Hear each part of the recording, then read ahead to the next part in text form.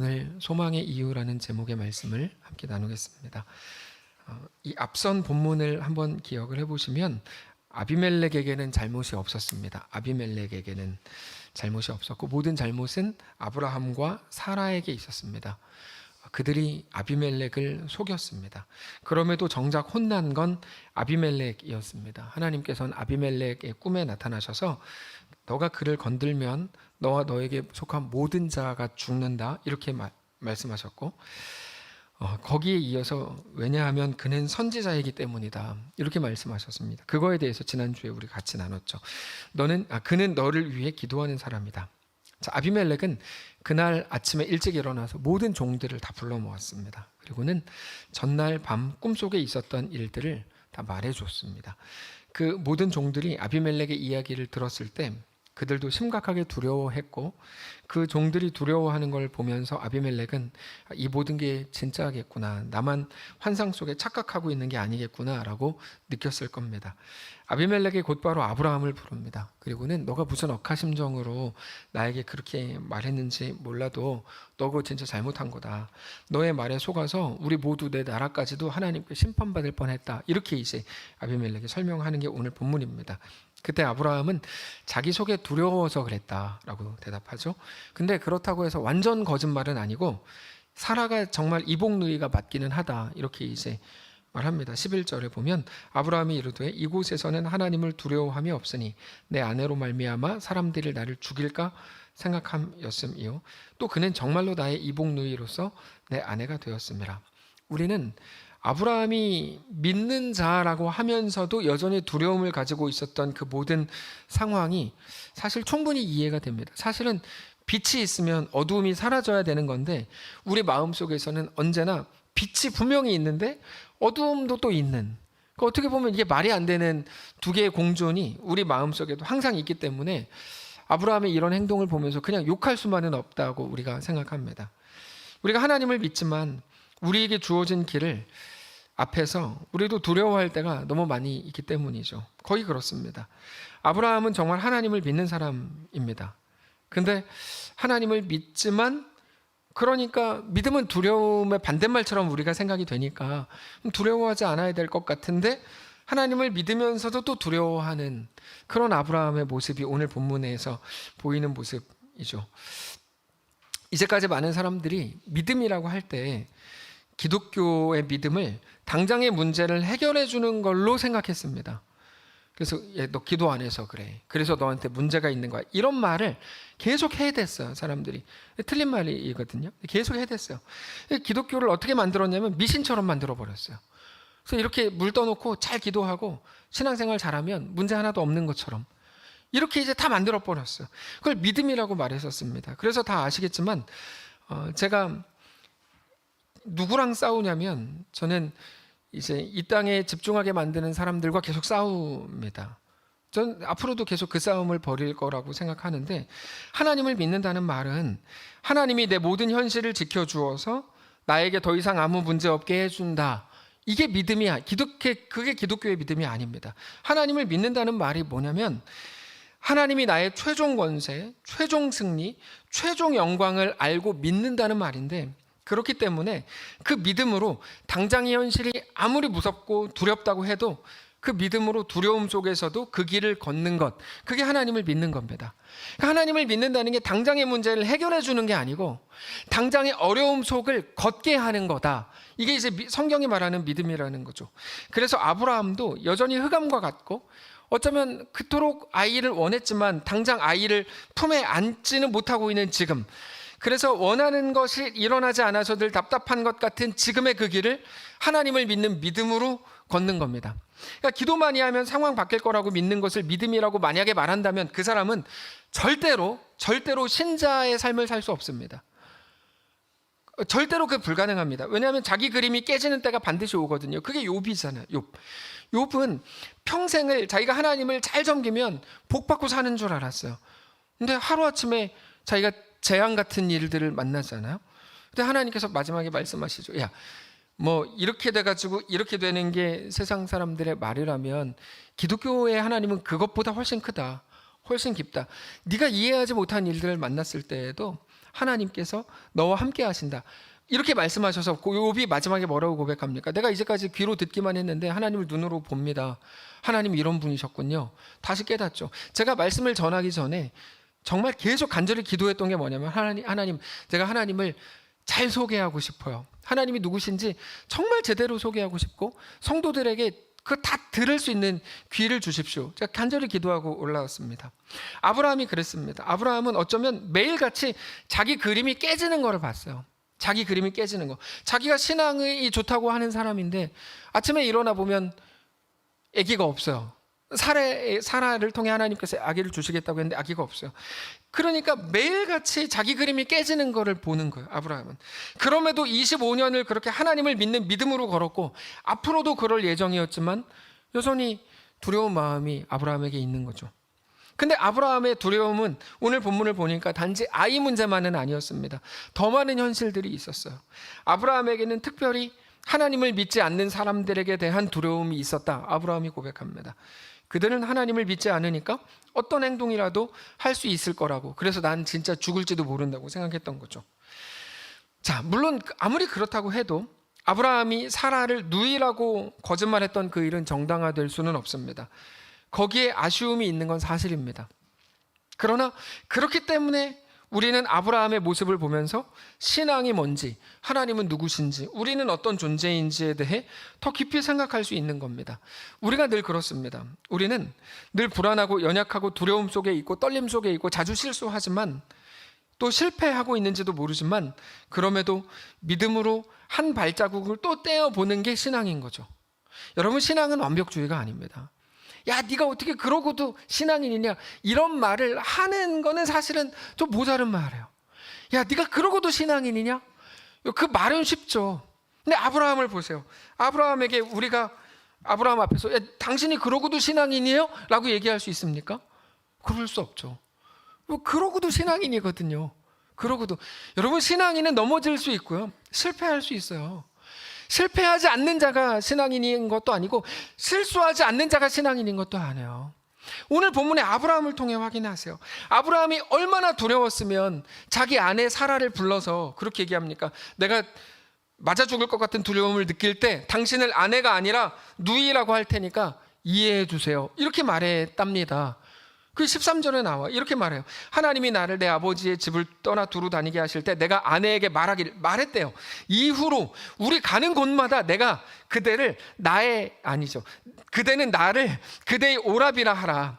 나는 당신을 내 누이라 하겠다. 이것이 그대가 내게 베풀 은혜다. 이렇게 둘이 얘기했다는 거 아닙니까? 이미 얘기했다고 나오잖아요. 그런 말을 하면서 서로 얼마나 울었을까요? 네. 그런 현실 속을 살아간다는 게 서로 얼마나 불쌍해 보이고 측은하고 힘겨워 보였겠습니까? 여러분, 우리는 순교가 신앙이라고 생각합니다. 맞습니다. 순교가 신앙이 맞습니다. 예수님께서도 누가복음 9장에서 나를 따르려거든 자기를 부인해라, 자기 십자가를 지라. 무슨 말입니까? 순교해라, 그런 말이거든요. 순교가 신앙인 거 맞습니다.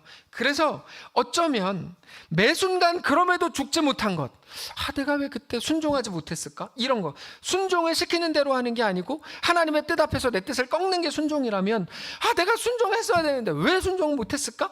우리는 늘 그 한탄을 하잖아요.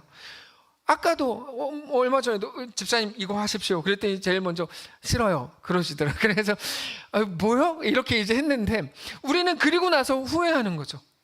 내가 왜 그때 그렇게 했을까? 이렇게 후회하는 거예요. 우리는 스스로 죽지 못하고 순종하지 못하는 못난 자신을 보면서 깊이 갈등하고 고민합니다. 근데 성경을 보면 그게 신앙이에요. 그게 신앙이에요. 그러니까 우리는 완벽하게 순종하고 완벽하게 딱 내가 순교하고 이게 신앙이라고 생각하는데 맞아요, 그게 신앙입니다. 그런데 순종하지 못한 자신을 보면서 한탄하고 후회하고 내가 진짜 그때로 돌아가면 진짜 잘할 수 있는데 라고 후회하는 것, 세상은 그걸 보면서 야, 다 지난 후에 뭐하러 하냐, 이 멍청아, 이렇게 얘기하지만 그렇지 않습니다. 그렇게 고민하는 것도 신앙입니다. 하나님은 그것도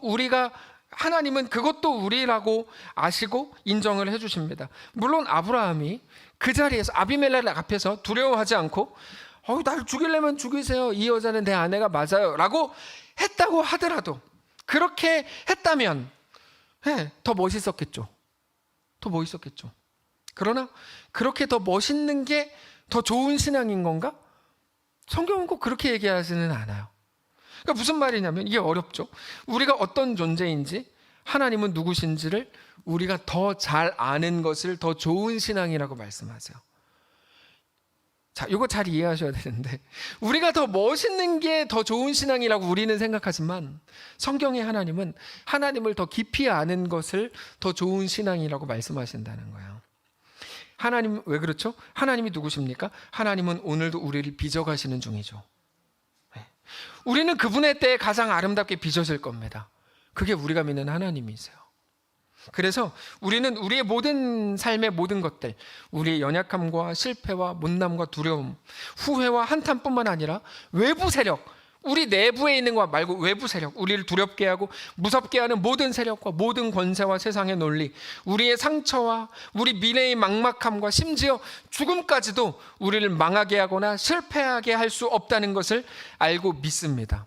성경에 기록되어 있거든요. 뿐만 아니라 그 모든 것들이 그냥 쓸데없이 버려질 뿐 아니라 그렇게 되는 게 아니고 모든 것들이 합력하여 선을 이루게 하실 우리 하나님을 우리는 믿어야 합니다. 여러분, 기독교 신앙이라고 하는 건 내가 더 잘하는 게 아니에요. 뭡니까? 기독교 신앙은 하나님을 더 깊이 아는 거예요. 하나님을 더 깊이 아는 거. 아, 하나님이 이런 분이시지. 여러분, 그래서 첫째 아들보다 둘째 아들을 더 귀한 거죠. 첫째 아들은 아버지 밑에서 잘했어요. 잘했다고 끝까지. 끝까지 겉으로 볼 땐 다 잘했어요. 근데 진정으로 아버지의 아들인 것을 깨달은 거는 둘째 아들이었죠. 예. 그게 우리를 사랑하시되 아들까지 십자가에 내어주셔서 우리를 살리신 우리 하나님의 우리에게 대한 사랑의 내용입니다. 로마서 8장에 이렇게 되어 있어요. 누가 우리를 그리스도의 사랑에서 끊으리요? 환난이나 곤고나 박해나 기근이나 적신이나 위험이나 칼이랴. 기록된 바 우리가 종일 주를 위하여 죽임을 당하게 되며 도살당할 양같이 여김을 받았나이다 함과 같으니라. 그러나 이 모든 일에 우리를 사랑하시는 이로 말미암아 우리가 넉넉히 이기느니라. 내가 확신하노니 사망이나 생명이나 천사들이나 권세자들이나 현재일이나 장래일이나 능력이나 높음이나 깊음이나 다른 어떤 피조물이라도 우리 주 그리스도 예수 안에 있는 하나님의 사랑에서 끊을 수 없으리라. 놀라운 말씀이죠.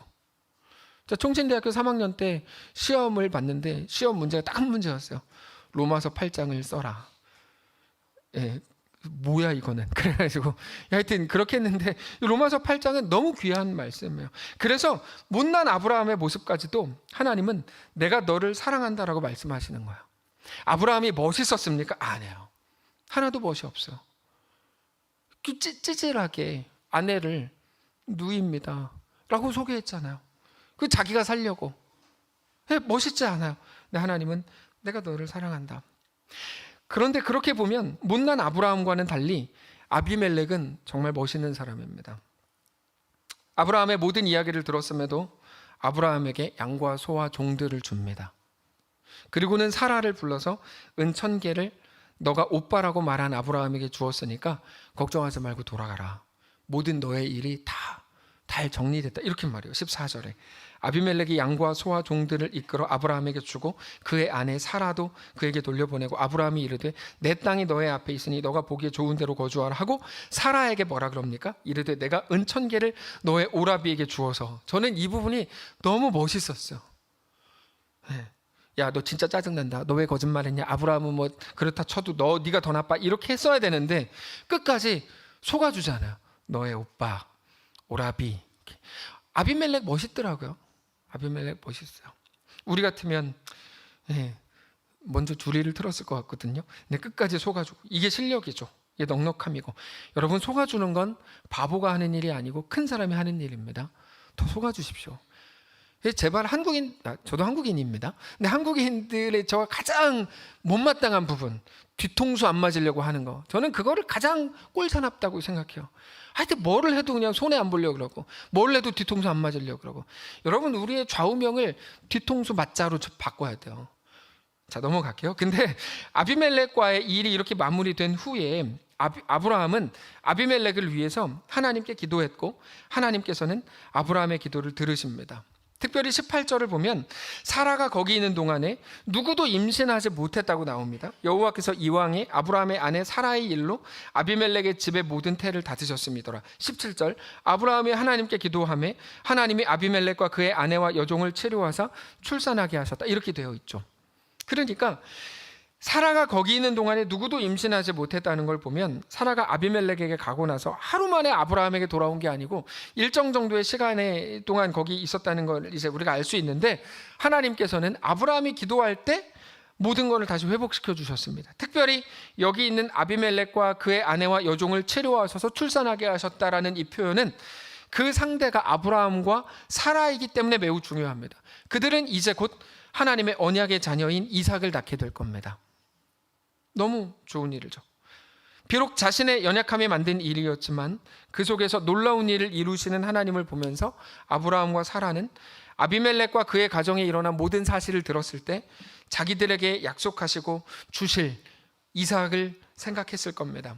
자, 둘째 아들이 아버지의 집을 나간 이후에 춥고 배고프고 외로워지자 비로소 아버지의 집을 떠올렸던 것처럼 아브라함은 자기의 방법, 자기 머리, 자기 생각과 판단으로 모든 일들을 다 할 수 있을 줄 알았지만 결국 또다시 실패한 후에 비로소 하나님이 자기에게 주신 약속을 다시 한번 떠올리는 거죠. 그렇게 볼 때 우리는 하나님의 일하심이라는 게 도대체 어떤 건지 가늠하기가 어렵습니다. 그냥 너가 잘해, 그럼 복 받을 거야, 이러면 너무 쉬워요. 근데 기독교가 그런 게 아니라서 하나님이 도대체 얼마나 크신 분이냐, 이게 가늠하기가 어려운 거죠. 우리는 좋은 재료를 가지고 좋은 결과가 나온다고 생각합니다. 이건 세상 논리입니다. 하나님은 그런 논리에 갇히지 않습니다. 그러니까 첫째 아들에게 복 줘야 될 것 같은데 둘째 아들이 비로소 아버지의 집을 생각해서 진짜 아버지의 자녀로 또 거듭나잖아요. 도대체 우리 하나님은 어떤 분이시냐, 우리는 계속 그 궁금증을 가져야 되는 거예요. 하나님은 온 세상을 지으신 창조주이시고 온 세상의 주인이세요. 온 세상에 갇혀 계시지 않으세요. 하나님은 시간에 갇히지 않으세요. 하나님은 모든 사람들이 혀를 찰 만한 아브라함의 못남, 그의 불안함, 그의 연약함을 가지고도 가장 놀라운 것을 이루어내시죠. 우리가 믿는 하나님이 바로 그런 분이십니다. 여러분, 저는 말씀을 증거할 때마다 정말 소망하는 게 하나 있는데, 우리가 하나님을 정말 제대로 알기를 원해요. 하나님에 대한 왜곡된 말들이 얼마나 많습니까? 하나님 이런 분이야, 하나님 이런 분이야. 근데 성경에서 말하는 하나님은 정말 우리가 상상하는 것보다 훨씬 더 깊고 훨씬 더 크고 훨씬 더 놀라우신 분이거든요. 우리로 가볼까요? 아브라함이 아니라 우리로. 우리는 자주 우리의 막막한 현실을 보면서 좌절합니다. 그래서 현실이 달라지는 거, 상황이 바뀌는 거, 더 쉬워지게 되는 거, 사람들이 부러워할 만한 무언가를 갖게 되는 것을 우리는 소원합니다. 그걸 소망이라고 부릅니다. 그런데 성경은 그렇게 눈에 보이는 거, 세상, 이 땅에 소망을 두지 말라고 말씀하세요. 우리의 소망은 오직 하나님 한 분이라고 성경은 말해요. 이 땅에 소망을 두지 마라. 근데 이 못된 사람들은 자꾸 이 땅에 소망을 두게 해요. 야, 네가 더 잘하면 이 땅에서 더 많이 얻을 거야. 여러분, 그 말이 왜 틀린 말이겠어요? 못된 말이에요. 자꾸 세상에 소망을 두게 하잖아요. 너 이렇게 하면 하나님께 네가 더 잘하면 하나님 너한테 복을 더 많이 줘서 이 땅에서 더 이렇게 잘 되게 할 거야. 자꾸 소망을 이 땅에 두게 해요. 못된 놈들이 막 돌아다니면서 자꾸 못된 말들만 막 해요. 여러분, 그거 기독교가 아니에요. 정확히 말하면 눈에 보이는 모든 상황이 좋아지는 게 아니라 좋아지지 않은 상황 한가운데에서도 하나님이 우리와 함께 하시는 거, 하나님이 여전히 우리의 하나님이시라고 말해주는 거, 우리의 아버지이신 거, 우리 왕이시라는 그 사실만이 우리가 가질 유일한 소망이라고 성경은 계속 얘기합니다. 그래서 너를 불 가운데도 넣고 물 가운데도 지나가게 하신다고 말씀하시죠. 홍해 앞에 우리를 왜 세우십니까? 홍해를 없애야지. 근데 아니에요. 요단강을 없애지 않고 그 앞에 세우시잖아요. 그 속에서도 내가 너의 하나님이다 라고 말씀하시는 중이에요. 여러분, 노아 시대 때를 생각해 봅시다. 노아 시대 때를 생각해 보면 그 당시에 네피림이라고 있었어요. 네피림은 물론 네피림에 대한 해석은 다양하지만 가장 그나마 합리적인 건 뭐냐면 유명한 용사, 군인, 싸움꾼 정도로 보는 게 가장 합당합니다. 네피림에 자꾸 이걸 신격화할 필요가 전혀 없습니다. 신체적으로, 정치적으로 상당히 발달한 용사들인데 근데 그들은 단지 거인처럼 덩치가 컸던 것만이 아니고 사실 네피림이라는 말 안에는 폭군들, 침략자들 이런 의미가 있습니다. 그들이 단지 객관적으로 힘이 세고 덩치가 큰 차원이 아니고 폭군이고 잔인한 침략자들이었다는 거예요. 지금 시대에도 너무 많습니다. 네피림들이 그렇게 볼 때. 예, 저는 뭐 정치 권력자들에 대해 거의 약간 혐오하는 수준인데 그들도 네피림으로 보여요, 제 눈에는. 근데 그게 세상의 전형이고 세상에서는 유명하고 성공했다고 근데 죽여 세워줘요. 여러분 그게 문제예요. 그게 문제예요. 자꾸만 우리도 막 그 교회들 중에 죄송합니다. 정신나간 교회들은 자꾸 정치인들 앞에 세워가지고 막 이렇게 연설하게 하고 저 뭐 하는 짓인지 왜 그런지 모르겠어요. 왜 그런지 알아요. 아는데 그렇게 하지 말아야 해요. 네. 그래서 민수기 13장을 보면 왜 교회가 모세가 가나안 땅을 앞두고 12명의 정탐꾼을 보내는데 그들이 돌아와서 가나안 민족은 네피림 같았다라고 얘기합니다. 그들이 보기에 그렇게 난폭해 보이고 크고 잔인하고 무서운 사람으로 보였다는 거예요. 그래서 우리는 메뚜기 같다 이렇게 이제 고백하잖아요. 그런 거인들, 난폭한 사람들이 있는 게 노아 시대였고 사람들은 그런데 그들이 세상을 어떻게 망가뜨리는지도 모르고 그들을 용사라고 불러주고 그러면서 그들처럼 되기를 원하고. 여러분 정말 많은 사람들의 기도에 그런 거 있지 않습니까? 그냥 이름만 다를 뿐이지 우리도 네피림이 되고 싶어요. 우리 자녀들을 네피림처럼 만들어주세요. 이런 기도가 너무 많아요. 너무 많아요. 그렇게 그들이 전쟁을 하고 약탈하고 사람을 죽이는 사람들이 타락의 핵심 역할을 했습니다. 6장 4절 창세기 이렇게 돼 있어요. 당시에 땅에는 네피림이 있었고 그 후에도 하나님의 아들들이 사람의 딸들에게로 들어와 자식을 낳았으니 그들은 용사라 고대의 명성이 있는 사람들이었더라. 우리말 성경에는 그들이 고대의 명성이 있는 사람들이었다고 번역돼 있고 그래서 용사라고 부르고 유명하다고 알려져 있지만 곧바로 이어지는 5절을 보면 여호와께서 사람의 죄악이 세상에 가득한 것을 보시고 이렇게 이어집니다. 결국에 무슨 말이냐면 가장 유명하고 잘 나갔던 그들이 타락의 핵심 인물들이었던 거예요. 지금하고 똑같죠. 네, 지금하고 똑같아요. 그게 하나님께서 노아 시대를 홍수로 멸하기로 작정하신 가장 큰 이유가 됩니다. 그게 그들, 네피림, 유명한 자들, 세상에서 성공했다고 알려진 사람들의 실상이었습니다. 그렇게 많은 사람들이 기도했고, 그래서 우리 자식들도 제발 그렇게 되게 해주세요. 그럼 막 부흥사들이 막 록펠러 막 이런 사람 소개한. 여러분 록펠러에 대해서는 정말 오해가 많고 제가 100번 말씀드렸는데 그건 소개할 인물이 아니에요. 소개할 사람이 없어서 록펠러를 소개해요. 이유는 딱 하나, 기독교 집안에다가 돈 많았다. 이 두 개인데 여러분 그거는 정말 잘못된 예화예요. 부끄러운 일입니다.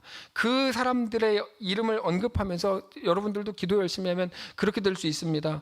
그게 마치 성공한 인생인 것처럼 얘기하는 건 부끄러운 일입니다. 자, 중요한 건 그게 아니고 이겁니다. 그들, 세상에서 성공했다고 알려진 그들이 타락의 실상이었다는 거죠. 근데도 여전히 많은 사람들이 더 자기들도 유명해지고 싶고 더 영향력 있는 사람이 되기를 원합니다. 그렇게 되게 해달라고 하나님께 간구합니다. 우리가 그렇게 되든지 우리 남편이 그렇게 되든지 우리 자식이라도 그렇게 되게 해달라고 막 기도합니다. 그 끝이 어떻게 될지도 모르고 어디로 갈지도 모르는 사람처럼 그저 유명해지고 그저 영향력을 가지게 되고 그저 힘을 가지게 되기를 원하는 거죠. 그래서 한국교회의 가장 심각한 문제가 뭔지 아세요? 유일한 키워드, 교회 성장. 한국교회가 지금 정신이 약간 없어서 그래요. 이거 조금만 정신 차리고 나면 이런 말 못할 거예요. 지금은 약간 정신이 지금 나가 있는 상태라 죄송한데 교회 성장 그거를 부흥이라고 이제 바꿔가지고 막 외치고 있는데 제가 모임 자꾸 안 가는 게 그것 때문이에요. 모임만 가면 자꾸 그런 소리 들으니까 듣기 싫어 죽겠는데 지금 총회가 해야 될 일이 지금 죄송합니다. 그런 일입니까? 제가 뭐 이렇게 시골에 있는 교회 목사가 이렇게 얘기하니까 아무도 안 들으니까 계속 얘기할게요. 근데 지금 할 일이 그거예요. 우리가 정신 차리고 하나님 앞에 똑바로 서자 이 얘기를 해야지. 하여튼 그래서 제가 그래서 안 가는 거예요. 그러면서 그거를 소망이라고 말하고 어떤 교회는 행복 정신 나갔죠. 그거를 막 간증이라고 하고 다녀요. 지금 그렇잖아요. 어제 로또 1등 당첨자가 7명이었답니다. 38억씩 가져간대요. 뭐 세금 때문에 얼마인지 모르겠지만 엄청 부러워들 하면서 누가 뭐를 해서 대박 났다더라 그 말을 들으면 나도 저렇게 되면 좋겠다 부러워하고 소망해요. 그렇죠? 어제 그 기사 보셨죠? 또 부러워하셨죠? 옥화 권사님. 근데 우리에게 정말 필요한 건 네피림들이 가졌던 힘, 그들의 세력, 그 권력, 그 실력을 가지게 되는 게 아닙니다. 왠지 아세요? 거기에는 복음이 없어요. 복음이 없어요. 복음이 없는 곳에는 하나님의 은혜가 없어요. 골로새서 3장에서 이렇게 말해요. 그러므로 너희가 그리스도와 함께 다시 살리심을 받았으면 위의 것을 찾으라. 거기는 그리스도께서 하나님 우편에 앉아 계시느니라. 위의 것을 생각하고 땅의 것을 생각하지 말라. 여러분, 하나님이 뭐를 말씀하시는지 우리가 왜 못 듣습니까?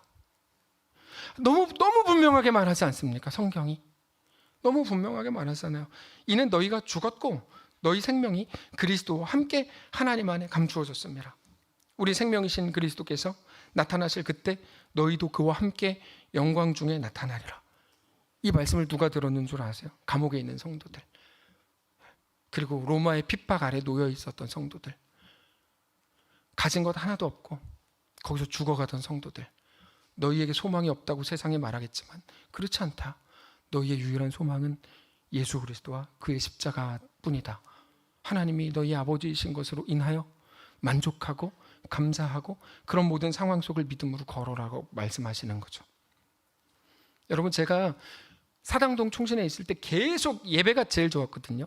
계속 들었던 메시지가 이런 메시지였어요. 아마 총신 나온 분들 여기 몇 분 계시니까 기억해 보시면 다 그럴 거예요. 너무 그리고 나서 졸업했는데 이런 메시지가 없는 거예요. 왜 그러지? 저는 그게 너무 이상했어요. 제가 올해 12월까지 딱 되면 이제 20년 사역했거든요. 내년 2024년에 21년째 사역 시작하는데 제가 계속 생각한 게 그거예요. 왜 메시지가 다르지? 저는 정말 깜짝 놀란 적이 너무 많아요. 그렇게 안 배웠는데 왜 저렇게 하지? 깜짝 놀랐어요. 여러분, 이 땅에서 얻을 것, 누릴 것, 행복하게 될 것을 사모하지 마시고 오직 위의 것을 사모하고 생각하고 하늘을 소망하라고 성경에 말씀하십니다. 우리는 돈과 힘과 권력을 가지기를 소망하지 말아야 하고 어쩌면 그것들이 없는 상황에서도 하나님의 사람으로 살아가기를 애쓰시고 소망하셔야 합니다. 사랑하는 성도 여러분, 성도가 어떤 존재인지 정말로 알게 되시기를 바랍니다. 그게 기독교입니다. 그래서 우리는 오늘 우리가 가진 소망에 관해서 진지하게 고민해야 됩니다. 내가 성도의 소망을 가졌는지 아니면 세상에 속한 자의 소망을 가졌는지, 나는 무엇을 소망하고 있는가? 그것을 소망하는 게 진짜 옳은 일인가? 성경적인 소망, 성도가 가질 소망이 맞는가? 깊이 묵상해야 됩니다. 우리는 모두가 부자가 되고 싶다고 말하고 급기야 예수 믿은 복이 부자 되는 거라고 기독교의 이름을 빌어 망언을 하고 돌아다니는 사람들 사이에 둘러싸여 있습니다. 근데 우리가 좋아하는 헤븐 메들리라는 노래에서 이렇게 고백합니다. 나 어린 시절엔 그런 노래 불렀지, 죄 많은 이 세상 내 집 아니라는. 하지만 그 노래들 다 어디 간 걸까? 잘 먹고 잘 살다 보니 다 잊어버린 걸까? 우리가 꿈꾸는 게 이 땅뿐이면 우리가 세상 가장 불쌍한 자라네. 하지만 내 시민권 저 하늘에 있네. 눈물 슬픔 아픔 없는 천국에 있네. C.S. 루이스는 이렇게 말했지, 우리가 이 땅 바꿀 힘을 잃어버린 건 천국의 소망을 잃어버렸기 때문이라는 정말로 맞는 말, 옳은 말 했어. 교회가 왜 커지기를 바라십니까? 왜 더 안정적이 되기를 바라시고 그게 왜 맞다고 생각하시죠? 틀린 생각들이에요. 성경적으로 보면 그 틀린 생각들이에요. 근데 이상하게 세상적인 개념이 자꾸 들어오니까 다 그게 맞다고 생각하고 그거를 위해서 어디 모임만 가면 맨날 무슨 뭐 말파 무슨 세미나 맨날 막 사람들 늘리는 이야기만 매일 해야 되는 거예요. 여러분, 제가 사람들 만나면 제가 양심적으로 말씀드리면 저한테 꼭 물어보는 게 그거예요. 어떻게 했길래 청년이 늘어났어요? 요즘에는 좀 바뀌어요. 우리가 아기들이 많잖아요. 내년에 태어날 아기들이 공식적으로 3명이에요. 우리는 아기들이 많거든요. 그럼 어떻게 했길래 아기가 많아요? 그건 아닌데? 하여튼 근데 그게 궁금한 거죠. 그럼 제가 그게 왜 궁금해요? 이렇게 말하지는 않아요. 궁금한 거는 어떻게? 근데 이제 그런 거 질문하는 게 좀 별로예요. 너무 별로지 않아요? 하나님 앞에 우리가 온전히 서고 믿음으로 살고 이거 애써야 되는 거 아닙니까? 근데 어떻게 하면 사람이 뭐 예를 들어 늘어나고 어떻게 하면 어떻게 이런 게 저 너무 별로 같아요. 그런 게 도대체 생각이 어디가 있길래 저렇게 질문하지? 그러니까 저는 이중인격자니까요. 그냥 겉으로는 웃고 축복합니다 하지만 속으로는 왜 저러지? 뭐 이렇게 생각합니다. 사랑하는 성도 여러분, 우리의 소망은 이 땅의 상황이 좋아지는 것이면 안 됩니다. 우리가 더 부자가 되고 더 건강해지고 더 잘 되는 것이 우리의 소망이면 안 됩니다. 여러분 잘 기억해 보십시오. 여기 믿음의 선배들 아주 많잖아요. 신앙 뭐 수십 년 하신 분들 많이 계시죠. 옛날에 어떤 메시지를 들었는지 기억해 보세요. 다 아까 그런 메시지들이었잖아요. 이 땅에 소망 없습니다. 오직 예수 그리스도만 바라봐야 됩니다. 하늘의 소망을 두셔야 됩니다. 다 그 메시지를 듣고 잘하셨잖아요. 요즘엔 다 달라지지 않았어요. 솔직히. 예. 여러분 우리가 잘 생각해야 돼요. 당연히 배고프면 밥을 먹고 싶은 것처럼 우리의 모든 일들이, 힘든 일들이 해결되길 바랄 수 있습니다. 인간의 본성이고 당연한 겁니다. 그러나 그게 감사의 내용이 될 수는 있지만 그게 자랑이나 우리 소망이 되어선 안 된다는 거 아셔야 됩니다. 예. 그건 기독교가 아닙니다. 하나님은 우리가 네피림이 되는 것, 네피림처럼 되는 것을 꿈꾸거나 자랑 삼거나 소망으로 가지라고 말씀하신 적이 한 번도 없습니다. 전 앞으로도 그래서 그들과 싸울 작정입니다. 그들과. 우리는 우리가 믿는다고 말하는 기독교의 하나님이 누구신지 제대로 알아야 됩니다. 하나님을 왜곡하시면 안 됩니다. 우리의 삶은 성도 여러분 이 땅에서 영원하지 않습니다. 그럼에도 우리가 정말 신경 쓰고 소망해야 되는 것, 소망하고 있는 것들이 고작 이 땅에 속한 것들일 뿐이라면 우리는 가장 어리석은 사람들일 겁니다. 전에도 말씀드렸잖아요. 제가 저희 어머니께 여쭤봤어요. 진짜 시간이 화살처럼 가든가요? 진짜 화살처럼 갔대요. 예, 진짜 빠르게 갔대요. 진짜 화살처럼 갔지. 우리 조금 있으면 다 천국에서 있을걸요? 이 땅에서 우리가 뭐 얼마나 더 있겠어요? 근데도 마치 이 땅이 영원한 것처럼 하나님도 모르고 다 타협해가면서 이 땅에 있는 거 하나라도 더 편안하게 얻는 게 마치 우리의 소망인 것처럼 하지 않으셔서 다행입니다. 그럼에도 우리가 정말 소망하고 신경 쓰는 게 이 땅뿐이라면 성도 여러분, 우리가 매일같이 바라보아야 하는 건 이 땅이 아니라 우리가 속한 하나님, 영원한 하나님 나라일 뿐입니다. 그래서 네피림 이야기가 나온 직후에 성경은 하나님 나라를 바라보았던 사람으로 노아를 소개합니다. 사랑하는 성도 여러분, 말씀을 정리하겠는데요. 우리는 이 땅을 사는 우리의 소망이 어디에 있어야 하는지를 알아야 합니다. 우리의 유일한 소망의 이유는 오직 하나님이십니다. 하나님이 우리를 사랑하셔서 얼마나 사랑하셨냐면 그 아들 예수 그리스도를 우리를 위해 십자가에 내어주신 것, 예수님의 죽으심으로 우리가 영원한 생명을 얻은 것만이 우리의 유일한 소망인 것을 알게 되시길 바랍니다. 그래서 우리가 자랑할 것이 있다면 오직 예수 그리스도와 그가 십자가에 못 박히신 것 밖에는 없습니다. 제발 다른 자랑하지 마십시오. 제발 부탁드려요. 좀 제발 부탁드려요. 하나님이 이것도 주셨고 저것도 주셨고 내가 이것도 갖게 됐고 좋은 직장도 주셨고 돈도 주셨고 자식도 잘 되게 해주셨고 건강도 하게 해주셨고 돈도 주셨다고 제발 자랑하지 마십시오. 제발 부탁드려요. 그건 자랑거리가 아니에요. 오직 하나님이 주신 것들을 자랑하지 마시고 하나님을 자랑하십시오. 어리석은 사람의 자랑일 뿐입니다. 그래서 우리가 자랑할 것 있다면 오직 예수 그리스도. 그 바울이 했던 말이잖아요. 예수 그리스도와 그의 십자가만을 자랑하십시오. 우리 하나님만을 자랑하고 오직 주님만을 의지하십시오. 베드로가 우리에게 이렇게 말했어요. 우리가 이렇게 신앙으로 살아가다 보면 누군가 우리에게 와서 질문할 거래요. 야, 너 가진 게 하나도 없는데 너한테 소망이 눈빛이 보인다? 베드로 말해요.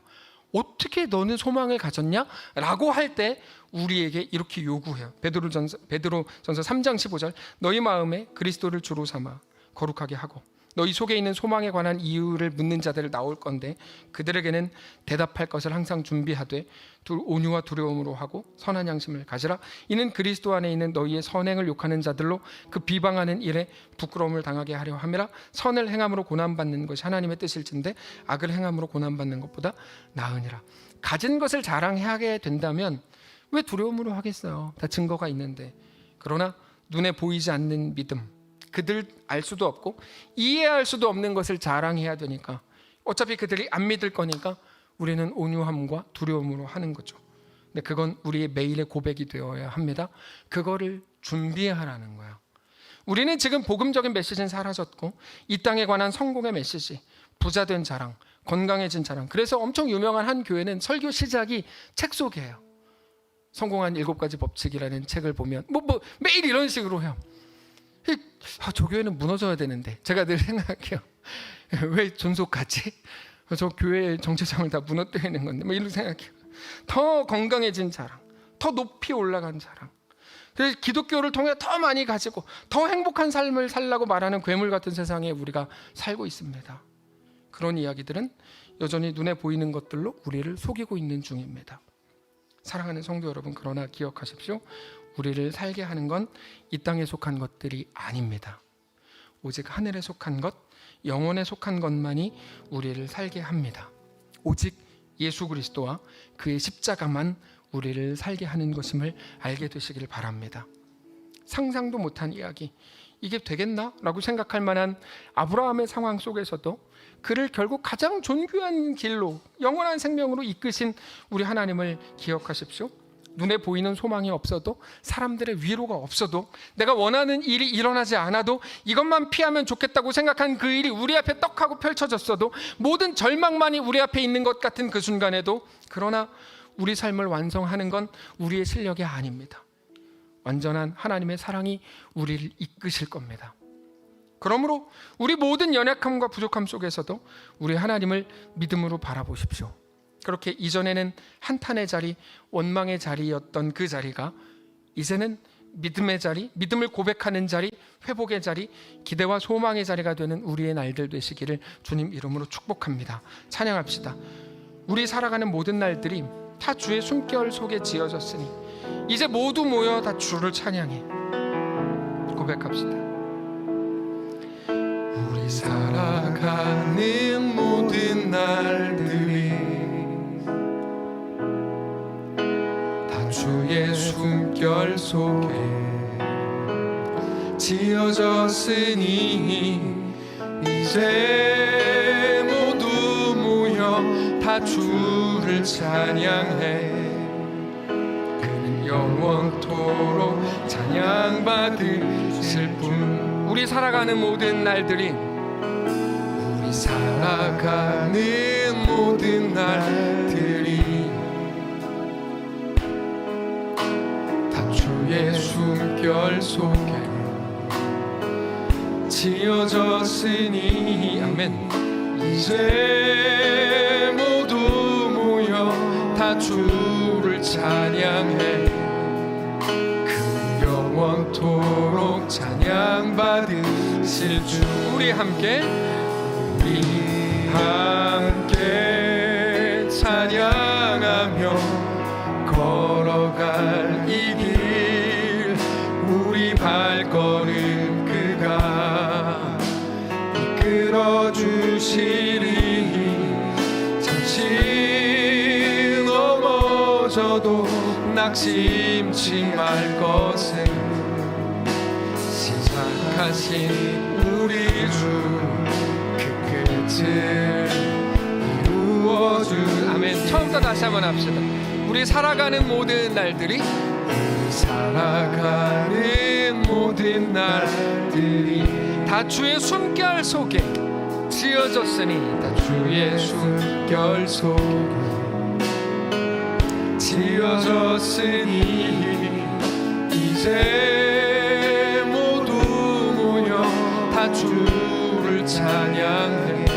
그는 영원토록 찬양받으실 주. 찬양받으. 우리 함께 찬양하며 함께 걸어갈 이 길, 함께 찬양하며 걸어갈 이 길, 우리 발걸음 그가 이끌어주시리니. 잠시 넘어져도 낙심치 말 것은 시작하신 우리 주 끝을 다시 한번 합시다. 우리 함께 찬양하며, 우리 함께 찬양하며 걸어갈 이 길, 우리 발걸음 그가 아멘 이끌어주시리. 잠시 넘어져도 낙심치 말고 시작하신 우리 주, 그 끝을 이루어 주시리. 그 끝을 우리 더 큰 소리로 고백합니다. 우리 함께 찬양하며 함께 찬양하며 걸어간 이 길 우리 발걸음 그가 이루어 주시리. 아멘. 잠시 넘어져도 낙심치 말 것은 시작하신 우리 주가 그 끝을 이루어 주시리. 우리 같이 눈 감고 다시 한번 고백합니다. 우리 함께 찬양하며 함께 찬양하며 걸어간 이 길 우리 발걸음 그가 이끌어 주시리. 이끌어 주시리. 잠시 넘어져도 낙심치 말 것은 시작하신 우리 주 그 끝을 이루어 주시리.